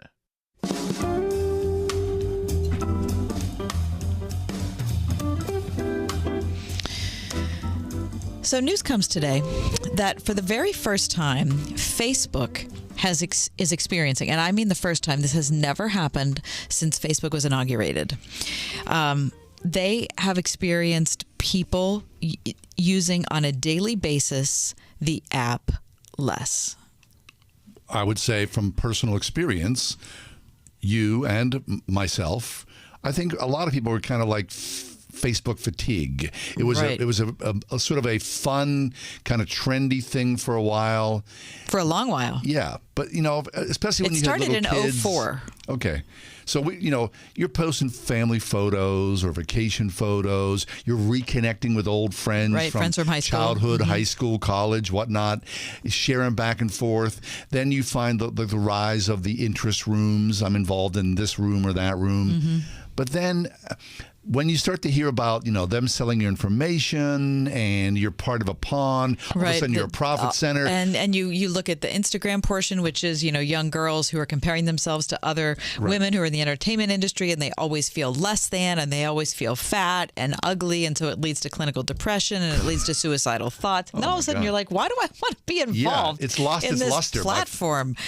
But it's still remarkable news. I've experienced that. You've experienced that. But to see how many people overall, according to data, are now using Facebook less. I mean, it's really something. Anyway, so that is one bit of the news today. Secondly, I see an article from the American Psychiatric Association, which is maybe a website I should spend more time on. Get that on my tab. Might help me. Anyway, 1 in 3 Americans, says the headlines, worry about social media's impact on mental health, and nearly half say it has hurt society at large. So if you're looking for reasons why people are using the app less, the American Psychiatric Association is giving you a big article explaining what the deal is. Okay, but the weird thing is, though, what you're saying is that this downturn, this sudden downturn, first time ever, has reduced, obviously, Mark Zuckerberg's massive fortune. By something but also, like $13 billion, I think. So he's down $13 billion. But Yeah. it's also impacted the stock market. It has. It's impacted the stock market incredibly because these social media platforms have been such juice for the market, because it's just been this, Yeah. it's kind of like we thought we would never get to the end of all the people on earth who wanted to use social media. It was like this infinite pot. And one of the articles I read today about it, I think it was on CBS.com, said we've realized that it is a finite pot. Like there are only a certain number of people on earth who are going to use Facebook, and we have reached that peak. Right. Well, it's kind of like, the hula hoop, right? Something comes out that's fun and new and trendy, and then it runs its course. So why wouldn't it be for that? Except that the hula hoop was a trend, and it was kind of silly, and it got people laughing and doing something and whatever. Like Facebook. But what the American Psychiatric Association is saying, that nearly half of Americans say social media has hurt society at large, and 42% says it has hurt political discourse in particular. Yeah.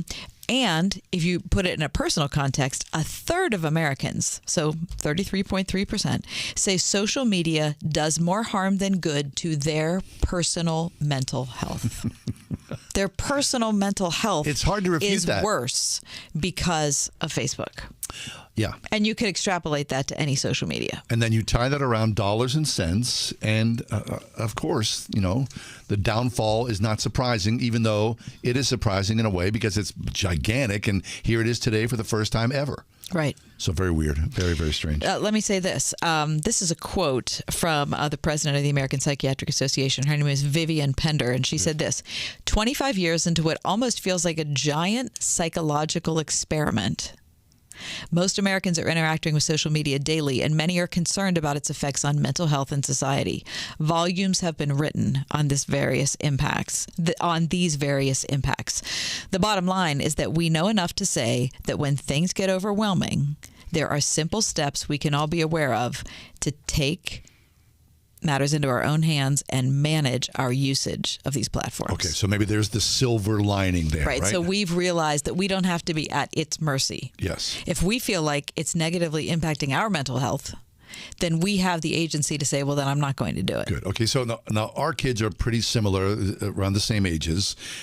My kids are not active on Facebook. No. But when you think about TikTok or Instagram or whatnot, Reddit. there's something right behind it. Yes, Reddit. My kid lives on Reddit. Right. So there's something that's already in place. Yeah, I mean, so if people are now this data from the American Psychiatric Association is all social media. It's not just about Facebook. Yeah. It's all social media.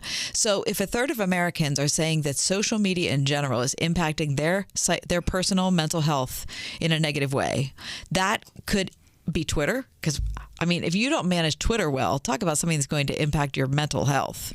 If you're popping off. Or if you're reading people who just constantly tear people down, minute after minute after minute, day after, it's just ridiculous. Okay, look, if it all went away like today, yes, I'd be meh. I think I would be meh too, and I wouldn't have said that 6 months ago. Really? I wouldn't have. In the last 6 months, I've become increasingly concerned about it. Who cares? Let her slide. I mean, really. But it's never going to go away. No, it'll always now it'll it's a new morph creation. into different little bits, I mean, Facebook already said today that it's concerned and trying to develop something that would rival TikTok because that's taken a lot of their share. So then, who are those minds who are crafting that next big thing? And then this is probably a whole other, tributary to go down. But when you're looking at TikTok videos that are either a minute long or 10 seconds long, what's that doing to your brain? If that's all you do, I mean, you'd be better off reading long form statements on Facebook than you would rewiring your brain to only be able to attend to something for 10 seconds. I can't watch those things because it leaves you wanting. Right? I find it really annoying. Is that it? Is that it? No. Is that it? I mean, really, No, I that's can't it? do that That's either. yeah. Anyway, I don't know. We sound like old people. I think. Sorry. Okay, we'll take a quick break. That's all right. A third of Americans say that they're getting out too. All right. We'll take a break. When we do come back, the week in review. What was everyone talking about? What'd you eat? Mm-hmm. What'd you watch? You What reading hacked anything you good? off? I am, as a matter of fact. Are you? Yeah. I can't wait to hear about it. 101.5 WORD. Hey, I'm Keith Stevens. Join Donna Cruz and me this weekend for Keep the Faith. Mitch Albom shares about the most rewarding way to spend life. Giving makes me feel like I'm living. When you look at it that way, gazillion dollars means nothing, and helping one child means everything. I hope you can join us for Keep the Faith tomorrow night at 10 on 101.5 Word FM, WORD. Why Doing It Right Roofing, Siding, Remodeling? It's simple. It's in their name. Doing It Right uses only top quality materials and employs only experienced installation and management people to install and oversee your project. Family owned and operated for 38 years and with over 45 years of industry experience, you can be confident that your project will be installed the correct way. Doing It Right does business honestly, taking no money down and collecting balance upon completion. You will receive a lifetime labor warranty from Doing It Right. Doing It Right does all work to manufacturers, National Roofing Contractors Association, and Vinyl Siding Institute guidelines and specifications for a complete and headache-free installation. Doing It Right is an Owens Corning Platinum contractor and James Hardy preferred contractor. Most importantly, they're affordable, offering great financing options and accepting all major credit cards. Be sure to mention John and Kathy for a discount off your roofing, siding, and remodeling estimates. Call 724-NEW-ROOF or find them at roofingcontractorpittsburgh.com. Want it done right, call Doing It Right. Are you wondering if this year you'll still be asking why it seems so easy for other people to find love but so hard for me? If you're feeling the pain of being alone and are tired of everyone around you finding their soulmates and leaving you behind, then get ready to remove the barriers to finding the marriage of your dreams and start believing it's possible for you. Hi, I'm Jackie Dorman. Join me in my Married in 12 Months challenge, where I'll teach you why now is your time to find love, what are the lies that are holding you back, why God wants you to be married, the biblical law of attraction, and the tools you need to become a bride.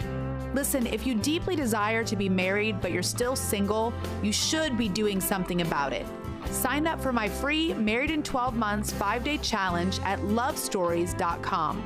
The only thing you have to lose is the pain of being alone on your journey. So join me at lovestories.com. That's lovestories.com. As a veteran media sales professional, a six-figure income is within your reach. I'm Andrew Pawlowski, General Sales Manager of Word FM. Here at Salem Media Pittsburgh, we offer highly experienced sales and marketing professionals like you all the support and tools necessary to reach your earning potential through custom on-air campaigns, unique events, and over 50 social media and digital products. To learn more about our open position, please email me at andrew@salempittsburgh.com. Salem Media is an equal opportunity employer. It's been another week. That means it's time for John and Kathy's Week in Review. What was everyone talking about this week? A couple of things I would say, but probably the last couple of days we've been talking about winter weather, right? And or the bridge collapse. Yes. Right? Those two things combined, right? The winter weather and the bridge. That was on everybody's minds. Yep. What was a conversation that made you think? The day you weren't here, I talked to Jim Daly from Focus on the That day Family. I wasn't here when he liked it better, Gary. You've heard of that show. Mm-hmm. I talked to Jim Daly about what is the family. I love Jim. He's fabulous. And Focus on the Family, I mean, they're a mainstay here, of course, at Word FM. And I garner good information still from the work in the ministry that Focus on the Family does. So what is the family? Jim, he dug down deep into that, in this era now where polymorphous is a family, or you name it, the family's under attack, and I don't think that's any sort of exaggeration, but they are steady in their biblical referencing and use of the quality of the family in today's culture. What's a family? I picked Chris Martin. He was with us on Wednesday at 4:10. Yeah. He's written a lot about, as we were talking about in our previous segment, social media. But he was talking about hope in our developing digital dystopia. And it wasn't all bad news. There was good news in there, and I really like Chris a lot. I think he's an interesting writer, and I enjoy his segments on the show. So if you didn't have a chance to hear that, check out our podcast wherever you get your podcast. That was Wednesday at 4:10 with Chris Martin. What did you eat? My wife was away this week. She went to visit family in South Dakota. So, as a single guy, I'm alone all week long. I'm pretty much eating hot dogs and beans. That's so depressing. That kind of stuff. But she came back the other night, and on the way out to the airport after the show, I went to pick her up. There was a 5.5 mile traffic jam inbound. And I was like, we're going to dinner. So I picked her up and I said, traffic's horrible. We went to, this is a major treat, because she had set some money aside to travel that she didn't use. We went to Ditka's. Man, that holds up. I haven't been there in years. It's been around for at least a decade. I had myself a nice steak, and so we've had did some she. nice meals there. Mm-hmm. None of them were cheap, as I remember. It's not cheap, but boy, it was an excellent meal. I love it there. I mean, I had a New York strip, and she had a filet, and we had a little party there. Did you see my turkey burger on the menu? No, there? I did not see it. I didn't even look for it, as a matter of fact. The old turkey burger, forget that. Nope, Ditka's. How about you? I'll take the complete opposite extreme and say that last night I had I had the chili from Eaton Park. Oh, if you're talking my favorite chili in the world, it is the chili from Eaton Park. Really? Whatever they do to chili is exactly what should be done to chili. Come on. It's perfect in every way. Get out. I got a quart of it at the drive-through window, and I got cornbread, and it was tops. Okay, sounds good. What did you watch?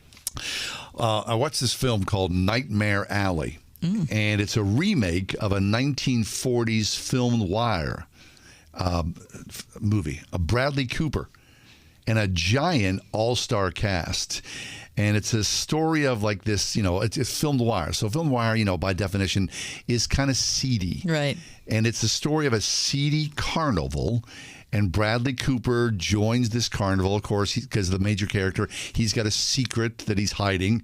He becomes a mentalist and preys on people in 1940s culture. And the film is peppered with all these incredible actors, but it's also, the design is this beautiful sort of, like post-World War II deco kind of look. Oh, yeah. Very, very nice. Wow, so you recommend it? Yeah, I would recommend it. It's on Hulu. Okay. Yeah, Nightmare Alley. Very interesting. All right. Terrific. What are you watching? I'm going to say the same thing 3 weeks in a row. What do you? 3 Fridays in a row, I've talked about All Creatures Great and Small. Oh, we're watching it tonight. Which is on PBS. Yeah. You can watch it on Amazon, the first season. I don't know if the second season is up on Amazon yet. I think you have to do the BBC app. The second season? The BBC channel for this first season 2, I think. Listen, I don't know how many more times I have to bring this up on the Week in Review before every single one of you watches All Creatures Great and Small. We've heard it. It is so beautiful, funny, insightful. It'll make you, the animals are unbelievable. The people are great. It's so good. Okay, good. It's everything. When I lay down to sleep to go to sleep at night and I can't sleep, I think about All Creatures Great and Small and I feel better. Okay. So season 1, you're saying is season on 1 Amazon. and 2? Yeah, season 2. We're now it drops a new episode every Sunday night. Okay. So I think we're 3 weeks into season 2, and I don't think you can watch season 2 unless you have the BBC channel on Amazon The PBS app, maybe. or the PBS, one of those two. Okay. Anyway, highly recommend it. What are you reading? I'm reading a really interesting book called Doing Life with Your Adult Children. Keep Your Mouth Shut and the Welcome Mat Out. Jim Burns, and Jim's been a guest on our show. It's very insightful. It's common sense. And so, I mean, I don't know. I think that's probably pretty common. I think anybody who's got, kids who are transitioning out of, teens into young 20s, leaving college and whatnot. How am I approaching this as a father? What am I sharing, or what's best to let them discover on their own? How do you navigate that? I want to keep this relationship thriving and alive, so I need a little help. So, Doing Life with Your Adult Children, it's been very good for me to read this. That sounds really good. I'm still reading Gentle and Lowly by Dane Ortland, which I highly recommend. We've had Dane's brother and his father on the show. We've never had Dane on, Yes, but he's coming. But we have to do that because the book is really so excellent. And about, 4 or 5 days ago, I started reading The Best of James Herriot. What? Who's, of course, the main character in All Creatures Great and Small, which is the book that he wrote. And I've never actually sat down and read his stuff, but I'm so into the TV show, I thought, I got to start. the books are so good. How did I miss out on that? Anyway, Best of James Herriot. Excellent. What hacked you off? Okay, what hacks me off is, so the bridge fell last week, right? The Fern Hollow Bridge. All of a sudden, people jump online and they start talking about the bridge. Now, look, it's politics. Everyone starts going, how about the ex-mayor, Bill Peduto? If he would not have spent that money on the bike lanes, that bridge would not have fallen. Like, that's the way budgets work. Right, exactly. So people with very limited knowledge about city government and all that, you just want to hate on somebody. So you hate on somebody and you bring up their, stupid bike lanes. I mean, whatever you feel about bike lanes. Am I a great fan of them? No. But am I a biker? Do I use them? Yes, I do. But is that the end of the bridge fall because of bike lanes? I don't think so. Right. So be informed before you go out there and say something about, bike lane bill. That's all. I'm not defending the guy, but it's the truth. Right. I'm hacked off about the Whoopi Goldberg thing. Uh-oh. I mean, all of a sudden, I don't know how you can get to the place she is in life without realizing that the Jewish people are considered a race. I don't know how little you could read about World War II and the Holocaust without realizing that word race is indelibly imprinted on all of it. I can't figure out how you can do that. Well, it's a myopic worldview and you're not reading. I guess it is. Tim Keller said something really insightful in Comment Magazine maybe a year ago, where he said that the more oppression that we have in society right now, the more oppression we have experienced, the more collateral we have. Mm-hmm. And there's a finite amount of it, if you can imagine, like a finite pot of collateral. And so if I admit that you are oppressed also, then I become oppressed less. Oh, it minimizes your oppression. Right. And so I have to keep you from being oppressed, or you people from being oppressed, because I need to maintain my oppression so that I can keep my social capital going. Anyway, it's a cautionary tale to any of us, regardless of what our oppression is. All I can say is that we have to find a better way to talk about oppression and justice than what we've got going now, because it's so self-centered instead of being other-centered. And over time, just tacks me off. Excellent. What was the best news you heard this week? It's Groundhog Day. I mean, that's good news to me, because I kind of feel like winter is going to be over before you know it. Do you love the animal?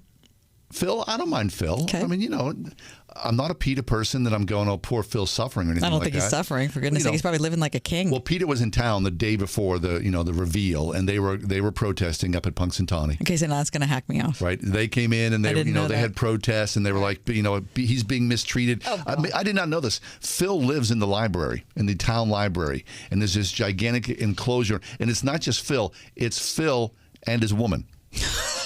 And apparently he lives a pretty good life. Yeah. So anyway, it's Groundhog Day. It always makes me feel good, as goofy as it is, because, the end is nigh. That's all. Okay, great. The best news I heard is that the renovations on my house finally started. Hey. Yeah, we've been looking. It was supposed to start January 3rd, or not January, July 3rd. And so we've been, living in a crazy situation ever since. Now it's crazier, but at least we're like moving in a forward direction. Yeah. Very excited about it. So you don't want to be the money pit. Very excited about Matt and Corey, who are ripping my house apart on a daily basis. That's going to be nerve-wracking, isn't it? It's the loudest thing I'm sure it is. believe I've ever It's my experienced. house. All right, that's it.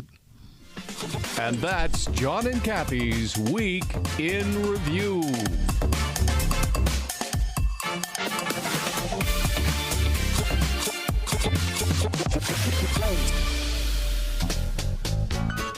It's that time of the year at the Springhouse in 84. It's Dairy Farm Tour time. That's right. We actually invite classes of school children to our real working dairy farm. The children love feeding the calf, milking the cow, and even seeing where the cows sleep and smelling what they eat. Many children today have never even touched a baby calf, nor have they associated the wonderful cow as the source of the milk that they get from the grocery store. At the Springhouse in 84, we are so committed to teaching children about farming and helping them understand how much the city mouse and the country mouse truly need each other. Call 228-3339 or have your child's teacher set up a date for your child's classroom farm tour and let us share a little of our farm with you at the Springhouse in 84.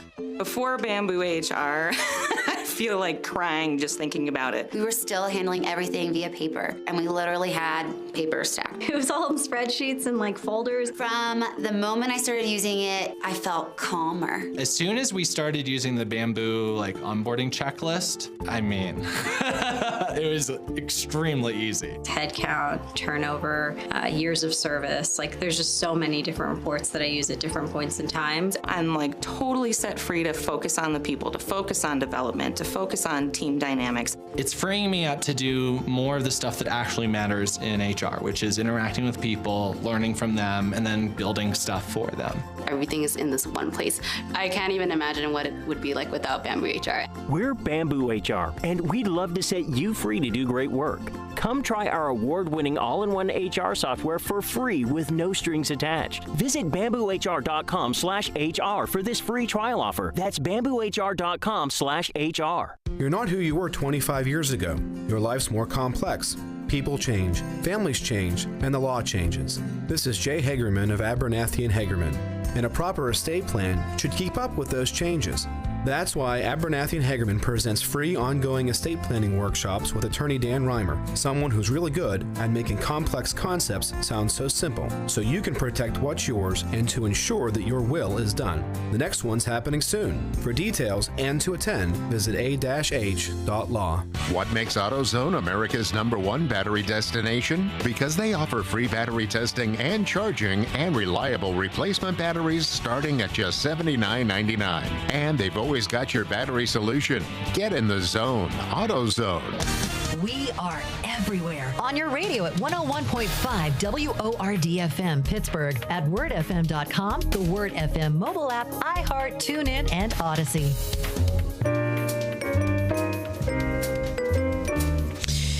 Each week at this time, John and Christy and I talk about our picks for local sports teams in the professional realm and also what's going on in the larger NFL, NHL. But we're taking a break this week for two reasons. One, Christy is on vacation today, nice. And Gary's not nearly as interested in local sports picks as Christy is. And second of all, it's the All-Star break for hockey. Right. And, we're not betting. not There's betting. nothing involved here. It's just We're kind of not like, betting. this is fun for us. You kind of go, who are the Pens playing? Oh, the Pens. What's going on with the Steelers? Yeah, but it's not like it's not competitive, for crying out loud. Because you guys have tried to make me feel as badly as possible. No. Yeah, you have. I'm just doing my thing. Yeah. Don't say I'm just doing my thing. You're the one who's suffering because you're going, oh, I'm horrible. I know all this stuff about sports, and I'm way behind the mark. Exactly. It's not me. How can that be? It's just really. I've done a really terrible job. Well, wait a second. Anyway, I feel like there's bad news coming. It's also there is. Also, it's the break week before the big game next Sunday. The big game. Mm-hmm. All right. The big game next. Well, so would you like to know overall where we are right now? Considering that I see the wry smile on your face, Mm-hmm. I have a good idea where we are right now. Well, I think it all started when I picked the exact score of the Red Wings Pens game last Friday. So I got 2 points out of that. And you guys both thought that the Pens would win, and you were both wrong. Anyway, when you add all of this up, all of the games up that we talked about last Friday. What games were those? That was the Red Wings and Pens, and then the Kings and Pens, which was Sunday afternoon. And then we went National Football League, and we did the Bengals and Chiefs, and we did the 49ers and Rams. The overall total, I am still behind. Hey, what? Okay, I am still behind at 25 points, but you only have 25 and a half. So I am biting on your heels like it's my whole job. Okay, fine. So look out. Out of any pressure. Christy's still leading at 26 and a half. So I have narrowed the gap. Yeah, because you were far, far away there Yeah, for a so while. 26 and a half with Christy, 25 and a half with you, 25 with me. All right. Okay. So I feel like if I had a good day at the Super Bowl, the big game, then I think that could really make a big difference. Right. The big game. Wasn't promotional. Yeah, okay. All right.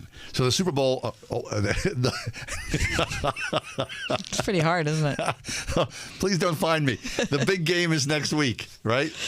Yes, and we'll be talking about heaven. it, right? We'll be talking about what the final score will be. Yes, we and will. the Pens are going to come back all rested after the All-Star break. 4 in a row. They lost. What the heck? Yeah, but look how many they'd won ahead of time. Yeah, They just need a break. It'll be fine. All right, very good. Well, I know, I know you're invested in it. I know you're desperately wanting to win. I just want to be. I want an admirable, some kind of respectable showing, funny. as opposed to what I've done. Up The to only this person point, who's which is dissing yourself is you. Yeah. Seriously, it is. No, you and Christy. No. I know you have. We're not giggling about you. Yeah, you're. Anyway. Be honest. All right, so things to do this weekend in Pittsburgh. It looks like live theater is back. Pittsburgh Broadway series, PNC Broadway series. Pretty Woman, Pretty Woman, the musical, is down at the Benedum Center. I see. Any theater horrible. that is like reimagined from a movie or something, or like an album, like the whole, ABBA thing. I can't stand that. Yeah. I have no interest in it. Do you like that? No. Don't you want an actual show that has a plot and someone came up with an idea and it wasn't just repurposed from something else? You know, I've been listening to the Chess soundtrack this week. That's a great soundtrack. Do you know that I've never seen that show. Oh, I just know the soundtrack. It's a great soundtrack. It really is. But anyway, so Pretty Woman, the Broadway musical, which is based upon the Richard Gere, Julia Roberts, which to be honest, I think I've seen maybe 15 minutes of that movie. I can't believe it's super cheesy. It's not. It's super cheesy. It's not that cheesy. Look. It's cheeseball. But it's a classic. I can't believe you've seen That's a small C. You've seen a jillion movies. I see that and I go, I'm not interested in that at all. Okay. Anyway, that's in town. Teenie Harris is at the gallery in East Liberty, the 38A gallery. Now, Teenie Harris, anytime you get a chance to see Teenie Harris, who was, of course, a groundbreaking photographer, Pittsburgh Courier, they called him One Shot Teenie. Teenie's an African-American photographer who walked the streets of the city of Pittsburgh. They called him One Shot Teenie because he didn't want to spend a whole lot of money shooting film. Now, today, there's no film. So anyway, it's Pittsburgh, especially from an African-American perspective, in the 30s, 40s, 50s, and 60s. It's fabulous. If you get a chance, 38A Gallery in East Liberty. Also, the Pittsburgh Glass Center in the same area. Have you ever been to the Glass Center? No, I never have. Oh. I know. It's one of those things that if someone came into town, I'd probably take them there. But because I live here, I don't go. Yep. Well, there's a reception. Actually, it's going to start in just a few minutes. 6 to 9 this evening. Pittsburgh Glass Center in the East End hosting a reception. Full Spectrum Visionaries.